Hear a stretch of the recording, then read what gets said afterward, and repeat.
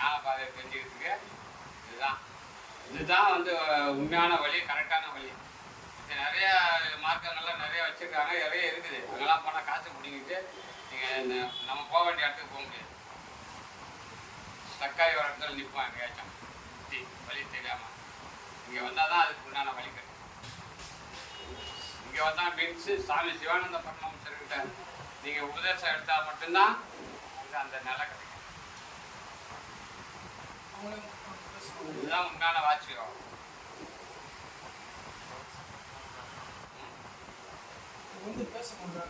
யாரு உனக்குள்ள இருக்கிற சுவாசம் இருக்குல்ல, அவர் தான் நீ பேசுறது, அவர் தான் உனக்குள்ள இருந்து பேசுறாரு.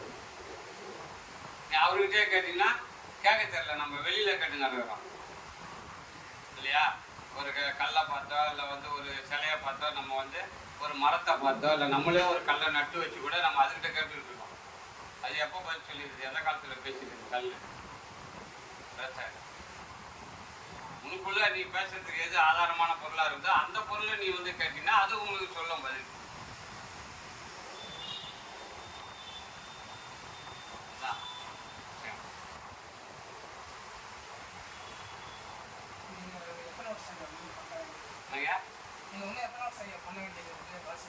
கடைசி நேரம் வரைக்கும் நான் பண்ணிட்டு இருக்கணும். வாசின்றது வந்து படின்னு அர்த்தம். வாசினா என்ன அர்த்தம்? படி.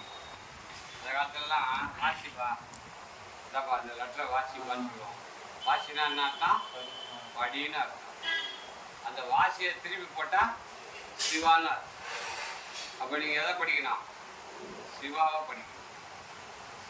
சிவாவா நமக்குள்ள என்னவா இருக்காரு? சிவனா இருக்கு, ஜீவனா இருக்கு. அந்த ஜீவன் நம்மளை விட்டு வெளியே போனால் இது என்ன ஆகுது? குணமாகுது. ஜீவன் வெளியே போனால், சிவம் வெளியே போனால் சவம் இல்லையா? அப்போ நம்ம படிக்க வேண்டியது எது? இப்போ எதை படிக்காமல் விட்டோம்? எதை பிடிக்காம விட்டோம்? சிவத்தை பிடிக்கணும், வாசியை படிக்கணும். இதுதான் அது ரெண்டும் நமக்குள்ளே இருக்குது. அதை விட்டுட்டு வெளியில் போய் சேர்னா கிடைக்காது. புரியுதுங்களா? நமக்குள்ளே படிக்க வேண்டியதும் நமக்குள்ளே பிடிக்க வேண்டியதும் வாசி தான், சிவா தான்.